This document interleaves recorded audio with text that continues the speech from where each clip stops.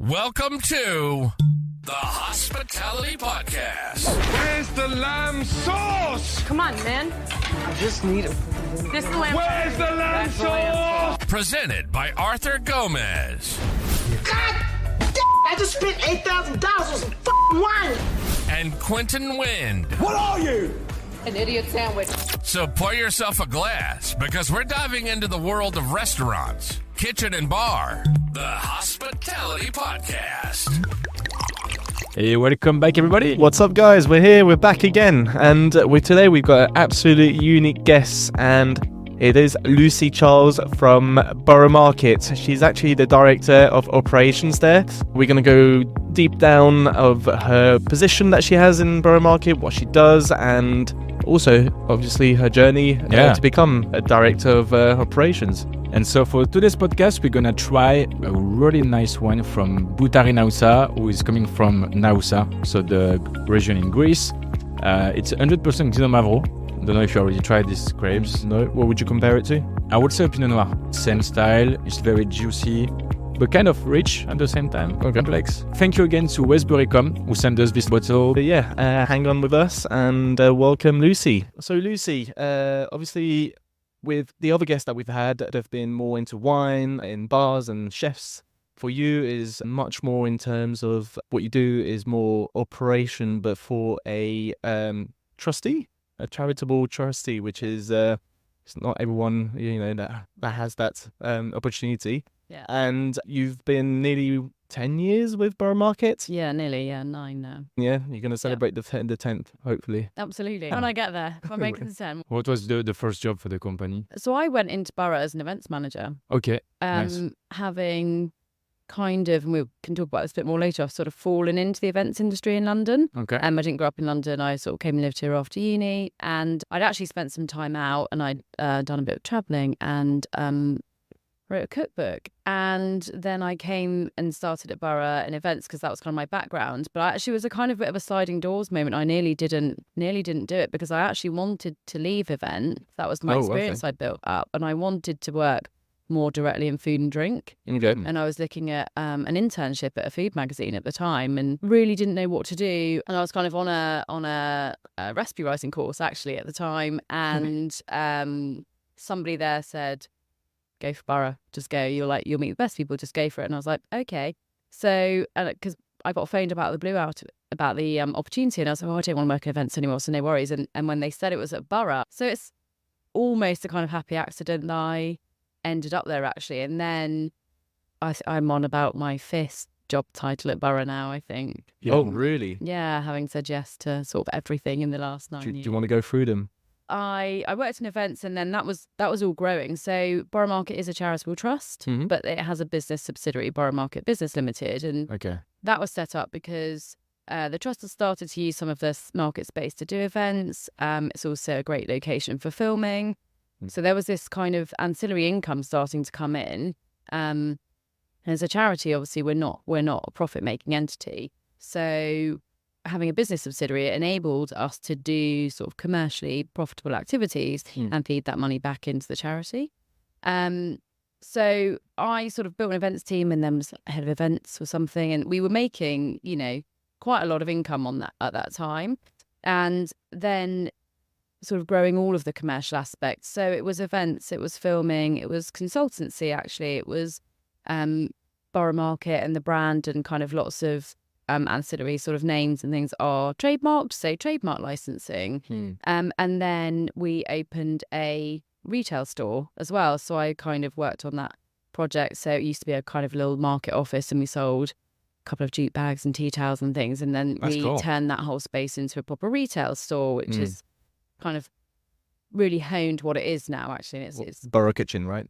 No, that is our little store. We have a great kitchenware store, which is Borough Kitchen. Yeah. I can take no credit for that, I'm afraid. But we have a kind of store which still serves as a sort of information point for us as well, and sort of meet and greet space. But it's a retail store just through the sort of at the back of Padella restaurant. Oh yeah, yeah. And that's kind of all of our own branded merchandise essentially, and cookbooks and things. And it's a kind of really great, but like limited range. It's all like ancillary to shopping and cooking, which is obviously kind of what we're there to help people do.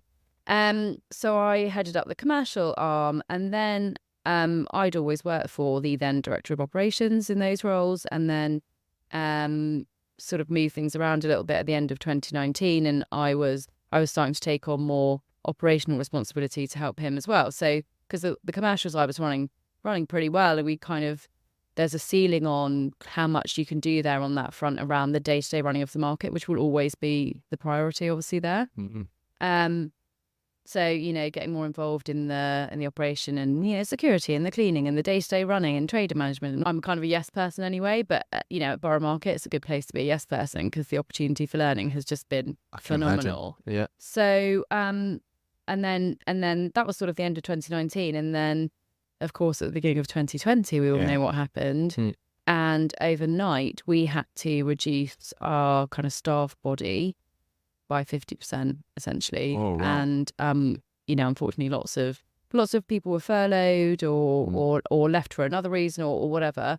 And I sort of found myself being fairly kind of crucial player in keeping the place going because it never closed during the pandemic. So I was on the ground with all the traders for the entire, I mean, I've actually never worked so much, you know, like I kept getting sent pictures of like friends and people like the best summer we've had in years, right? Like, oh, in their paddling pool and I'm having another cocktail at 4 p.m. I was like, good for you. And we're not some experience as we were kind of working out like different 50,000 different iterations of running that space with all of the like restrictions and social distancing and everything like that. So it's kind of been, when I look back over the last 9 years, it's been kind of mad, but in the best possible way. And I've been exposed to the best people, you know, and business owners, and you know, being around that hospitality and that food and drink environment is perfect for me. It's great. How big is your team in so part of Borough, the company, so the LTT Borough? How many people are working for the charity fund? So full-time employees were about 45. Now that's across different departments. So that's sort of, you know, compliance, governance, communications, finance, legal. But the operations team is kind of the biggest sector of that. So we have our cleaning team and our security team, and then operations managers, and then the other sort of responsibility under my role is like trader development and food standards and food policy implementation, things like that. So we have a new kind of development team, which is a team of 3, which we formed last year as well. So there's like about 45 full time, but we do bolster that with quite a lot of agency staff because the on the ground need for security and stewarding and that kind of thing is high. So that picture, 45, when you think of how big a big market is, the diversity of things to do in the market, and it's mind-blowing because there's little things that you never think of that happens behind the behind the scenes. And because I grew up with obviously with the market, and when you see from what it was before till now, it's just obviously like it's crazy. You see that there's a team behind it, and it's growing, and it's doing really well, and it's just thriving. Especially recently, I think Borough Market really stepped up their game with the new restaurants they've put in as well. I have to say, like, hats off, because they're really good. I've done most of them multiple times, and it's just now Borough Market has become like a place to go in the evening, whereas before it was only pubs. Yeah, absolutely. Yeah, we've got a really impressive portfolio of restaurants. Now lots of kind of big draw. And, you know, we've got the big development of Borough Yards adjacent to us now as well. And there's lots of restaurants going in there. And without a doubt, Borough Market is a massive draw for kind of any food, beverage, like business that wants to go into that area. But yeah, no, we're really proud, actually. It's a really nice thing to be able to stand back and look at and keep off the big, I would say, the big chains out. Yeah. You're always going to get one or two that's going to try and get as close as possible. But within the Borough Market, in a way, that circle, it's the choices of restaurants are just amazing. Yeah. And there's for the ones that come into Borough Market own properties, and it is a sort of slightly complicated kind of map of what is owned by the trust and what isn't. You've got United St Saviour's, a sister charity there, and you've got Network Rail, who between the three of us really are kind of the biggest kind of owners, and then of course Borough Yards. But they do go, the ones that that come into our properties do go through a really lengthy application process. We ask for a lot. Our criteria on a proposal to get into one of those properties is high, and it's all aspects of their business. So it's not just about whether you're creating really delicious food. It's about your approach to environmental sustainability, your approach to your team. What are you going to do for the local community? And there is lots of things that those businesses have to consider and are scored against to get in there. And actually the threshold is pretty high. So there are lots that apply that on the surface you would think, oh, great, yeah, lovely. And actually it's sometimes really interesting to read, and you think, that's not going to work here, actually. So you really have to be, the restaurants do more so probably are going to be a bit of a finished article with our traders that come into the market. They go through an application process which is aligned, and you don't have to be the finished article, but you do need to be thinking about all of the things that fall under our food policy, and we'll work with you to get you wherever you're not quite at the moment. Is it you who is doing the selection of all the different business inside Borough Market, or you have a team? Yeah, it's a team effort. So there's a a kind of fairly strong process in place to protect it from being any one person's decision. So all applications will be scored by a panel, which is made up across the management team, but it'll be different departments and different levels within the organisation who are trained on how to score those proposals, and then they will kind of all be collated. And usually there's really clear answers in there actually most of the time. And if there isn't, we'll have a meeting and we'll sort of go, why is that anomaly there? Why did that happen? And then obviously, there's other things about it, financials and business plans and all the rest of it as well. And practical feasibility, but it's not any one person's decision. Is that what? Yeah, that makes sense. Is it the new restaurant? What's the name of the restaurant? It's Greek, actually. Omar. Is it Borough? Yes. Borough? Yeah. You've been, Quentin? Yeah. I didn't. That part is great. Yeah, it looks. I really amazing. enjoyed it. I need to do the ground floor. Agora. Yeah, Agora. Yeah, it's kind of a more booking. Yeah. Yeah. And no, really enjoyed the food. It's a really nice addition. Yeah. I did a little bit of maths recently. So obviously as a trader at Borough Market, we receive the footfall every week. Yeah. So I just counted a little bit of the footfall over the year. I know how many, there's about 100 traders, maybe a little bit 120, more. 120. Divided. So I won't say what the calculation is. I'll just go to the point. It's not very super precise, but it gives you like a little bit of an idea.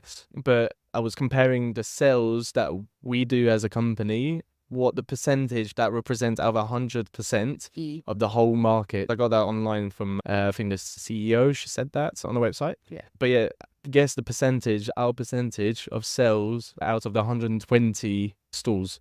What would you say?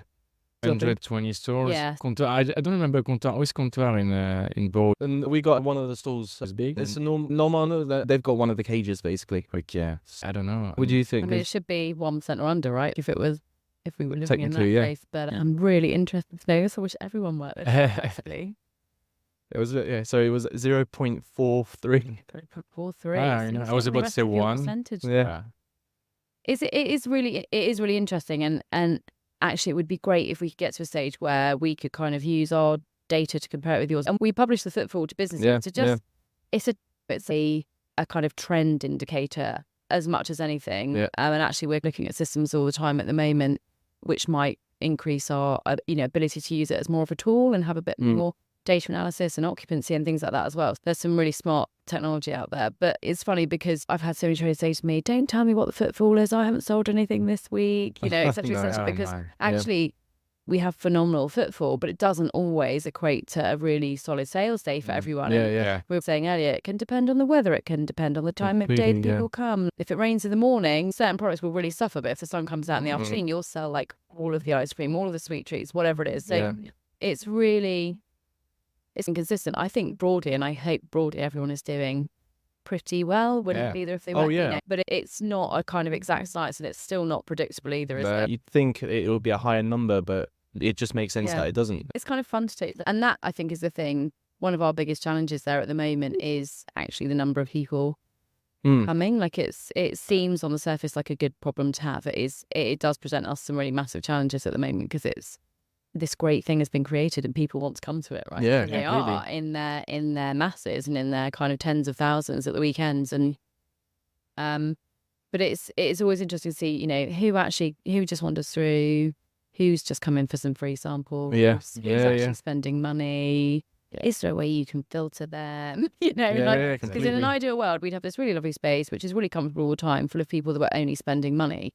But that's kind of not how it works. But I mean, you know, thinking about future planning of the site and its resilience, and is this footfall going to keep increasing, and how will we cope with that, and what's really most valuable to the businesses and the businesses that we want to support. You know, there is this rise with social media of these, you know, viral products, which, you know, so you get a huge density of people coming for like 5 things. Yeah. And we've got, you know, thousands of like incredible things to choose from there. So, I mean, arguably once someone's got to the market, they're going to find all of that. Hopefully. Yeah. Although it's quite difficult to find your way around sometimes, but. Yeah. What's the busy spot in Borough? The shop or like the restaurant everybody's going is always busy. You say like the strawberries, a bit. We've got a few products which people always ask for. So, you know, there has been a mass kind of social media support for chocolate covered strawberries in the last year or two. Crumbles are popular, pork sandwiches are popular, donuts are popular. Risotto. You know, risotto, paella, actually cheese toasties. So very the takeaway. But the street food is what kind of gets that viral attention and what brings in loads and loads of people. So I'm always conscious to think about how the butcher's doing, how the greengrocer's doing, who are the shoppers of tomorrow, that kind of thing. We're always trying to balance that there because that's at the heart of what we do and how Borough started out. And, you know, especially sort of, you know, it was wholesale actually, but for the last 25 plus years now, it's been kind of this retail shopping mecca, if you like. Yeah. How do we retain that whilst balancing it with the need to supply some people with what they want? It's really interesting and it's never boring. So. Yeah. And what I find incredible with Borough Market, obviously it's been about 15 to 20 years, where 15 years that market, street food has been on the uprise.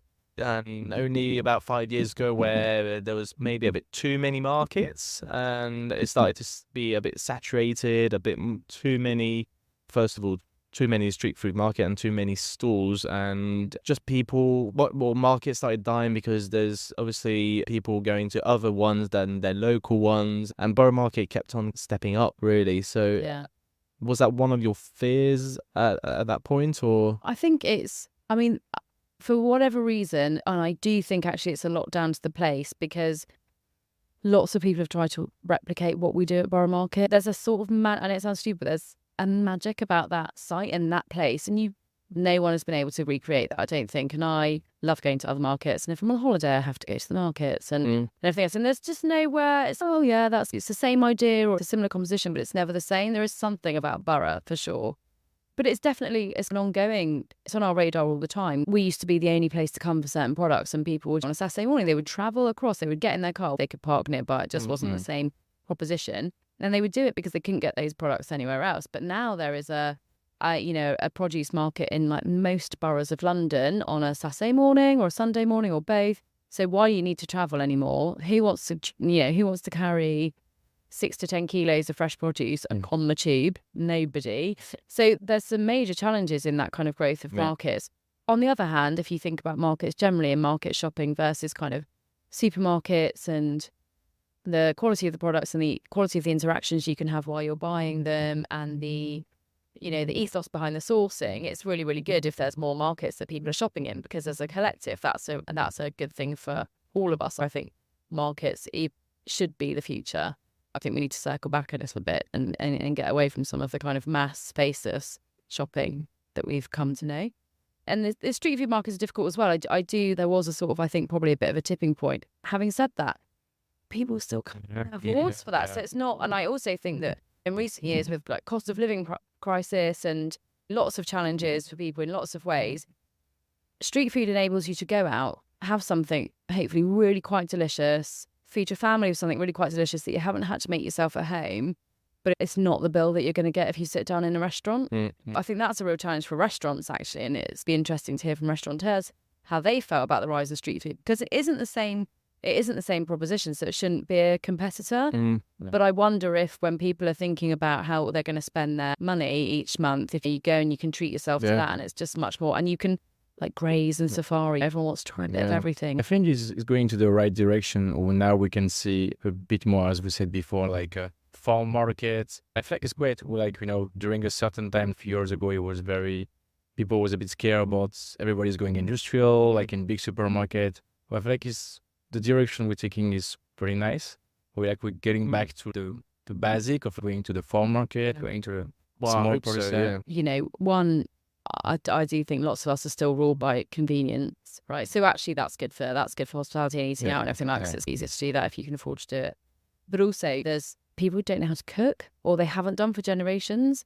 I wasn't actually taught to cook at school, and I can cook because my mum taught me to cook. But actually, if you don't know how to do that, you're definitely not going to go to a market to buy ingredients, because what are you going to do with them? And or have you got the facilities to do it? We live in flats. We all have busy jobs. We don't have time. It's like this which we're certainly not trying to solve that at Borough Market. But actually, if we have really nice partnerships with organisations like School Food Matters, where primary school children come along and they learn how to grow things, and then they learn how to sell them back at the market, and then they learn how to cook them, and they learn about waste.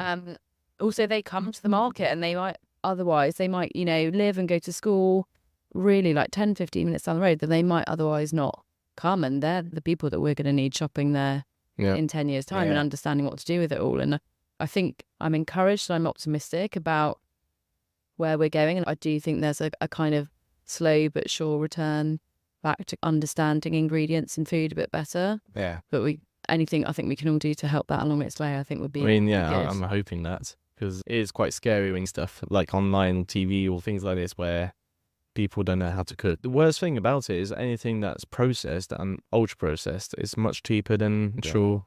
There's even some country Coke is cheaper than water. Yeah. Or like, this kind of example. Was like kind of like kind of scary in 2024. It's powers way above us that need to do something about that if they were willing to, but obviously it's political hotbed of issues there, isn't there? But we can do our little bit, and that's what we're trying to do at Borough Market, is do the right thing in the right way, be exemplary, help and spread it where we can, hope that all the businesses there want to do the same thing, make positive changes in our little corner of where we are, and hopefully that kind of there's a ripple effect from that, and then the more people that start doing that, it joins up, and see where we all end up. But it's part of your for example, when someone wants to take a new spot in Borough Market, is it the focus on environment like a big criteria for you in Borough? It's pretty important to us, but it's all aspects of sustainability. So it's just environmental, which is where people tend to go straight to. It's social sustainability as well. So it's a real kind of multifaceted thing for us, whilst also understanding the balance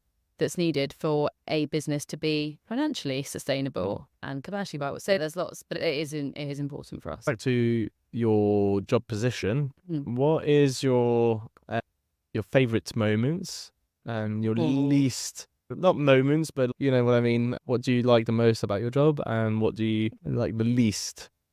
Not that you hate, obviously. I've in many ways, I'm sure lots of people think of it as like it's a dream job. Like the best job in the world. It sounds like, like a dream job, how have I ended up here? It was not planned. And when I look back actually at my whole working life and everything I've done, actually it's all been really useful to get me to this point, because I've always, even if it was my first job around school, it was at a hotel, like waitressing. It's hospitality. It's always been hospitality for me, actually, and like restaurants and bar work, and then events actually, and frontline in events. And so it's all got here. But when I think about what I do now, my favourite thing is being around the traders, the business owners. Like, it's so incredibly inspiring. And I've been exposed to so many, you said earlier, we've got such a kind of diverse set of businesses and people. I have met the most wonderful people, and I've forged relationships which I will have with me forever. And the people really make it for me. And there's too many examples to mention. There have been days at Borough when I've thought to myself, am I getting paid for this today? Yeah. I feel like it's just so good. And I've been, going to events like Terra Madre, which takes place every couple of years in Italy, big slow food event, and meeting people from all across the globe who are doing incredibly inspirational things. I mean, I just came back and was, oh my God, it's brilliant. And I don't know, that feeling of being inspired. I've also learned so much in my role, and I'm reading, and I'm trying to understand. I have a busy day to day, but I'm trying to read around food and the food system, and it's complicated, and sustainability and all of these different subjects that I have learned so much about, and I know a little bit about lots of things because I'm required to for my job. But I I really appreciate that because I've carried lots of that into my personal life as well. I feel better off for it. So I feel really lucky to have had the exposure that I've had. What's the worst thing? I spend a lot of time thinking about drainage and broken infrastructure and bins. And I go on holiday and I will find bins and I will take a picture and I'll be like, that's a good set of bins. And then I'm like, what has happened to me? Like, how have I ended up on holiday taking pictures of bins? Like, okay, we went wrong somewhere. But anyway, yeah, so I think, and I do, it is an incredible site there, but it's old and we're doing this incredibly modern operation on incredibly old infrastructure. Dealing with, there was a massive fatberg that built up in one of the roads, just a combination of like loads of stuff going down the drains, obviously like Victorian sewer system, us doing loads of stuff on top of it, not designed for it, fatberg. One of the basements of one of our buildings flooded quite spectacularly. Anyway, and it pushed like raw sewage up the basement. Oh my. I will never forget that smell. I will never. That will be with me forever. Then you're like, again, I'm like, cool.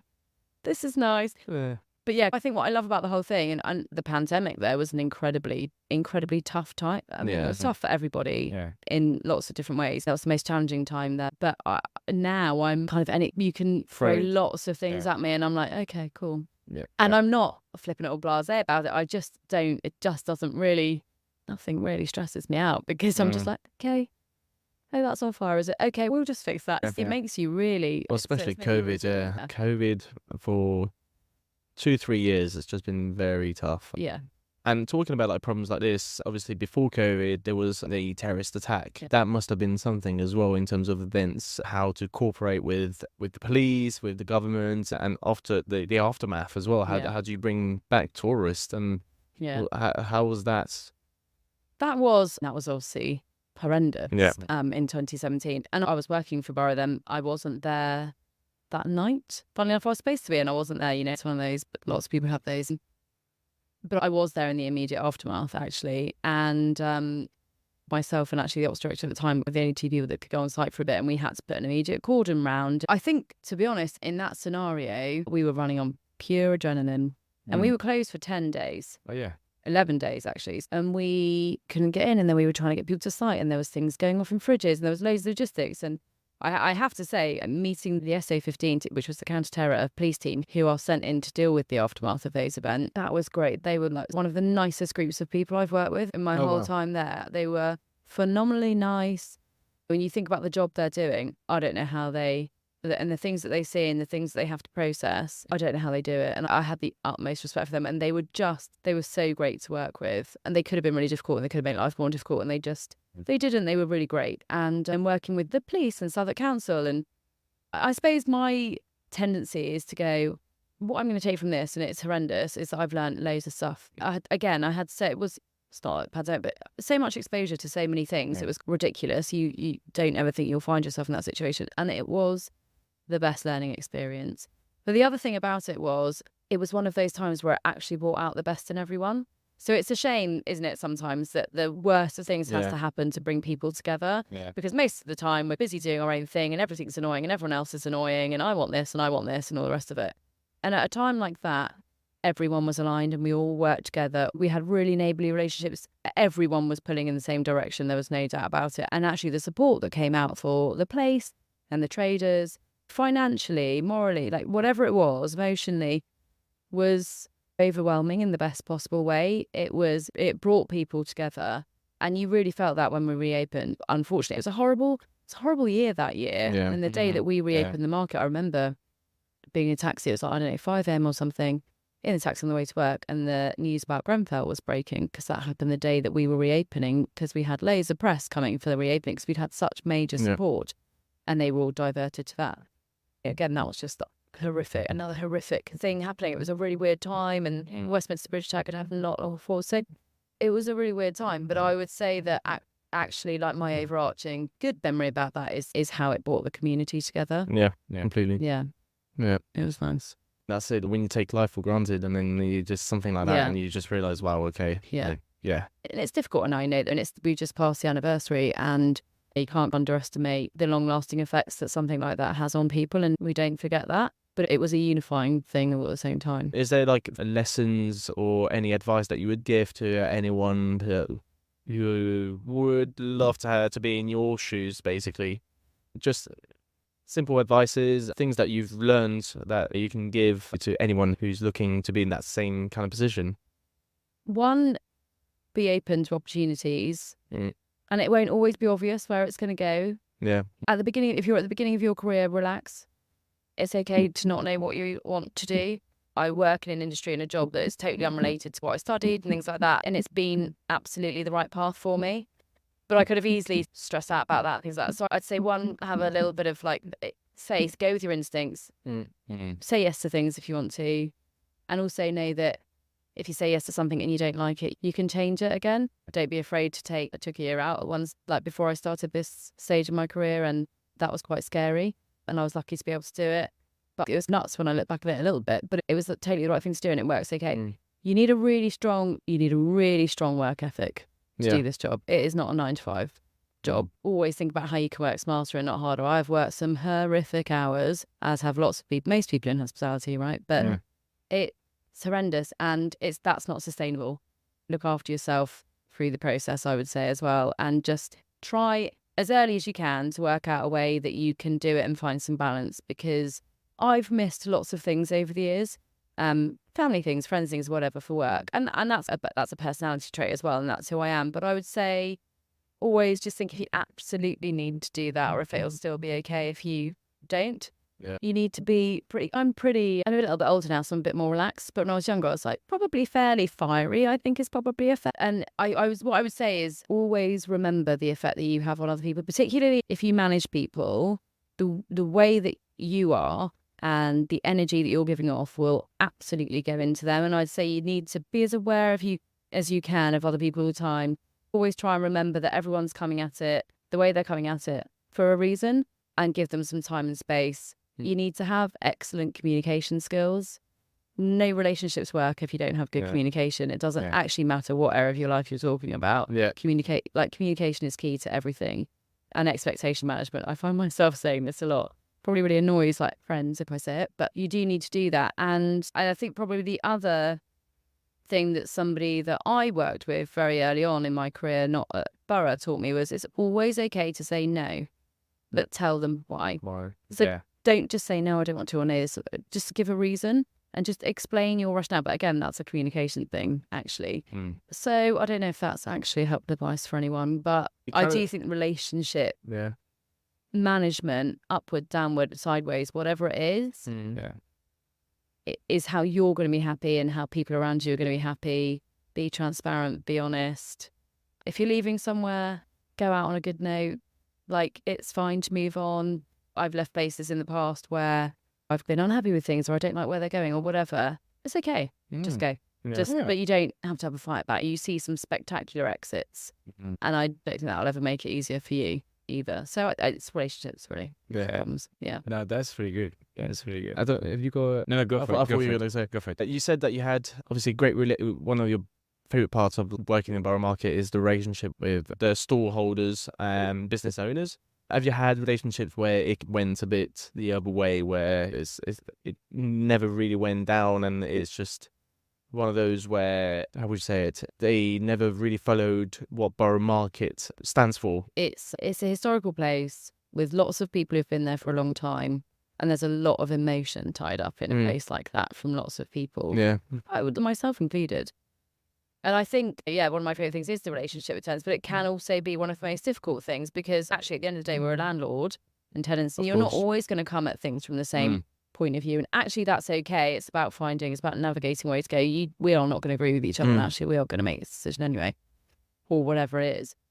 But there are a couple that are less. I like to think that I have pretty good, positive relationships across the board, but there are some where sometimes you just can't quite get aligned, or if the communication breaks down, there are sometimes it is difficult. I'd say they're interesting to ask the trader body, wouldn't it? Well, we get on great. They're like, we hate her. But that's the thing, like, obviously we're at Mulby Street Market, and I've met a few of the traders, and some of them, they've only done 2 weeks and they're gone, and for what they said, why they've left, and it's just, everyone have their own reasons, and it does happen quite often. I used to work a lot in markets, and I used to see a lot of stall owners arrive and disappear within the month, and it's all purely because they always have a different reason.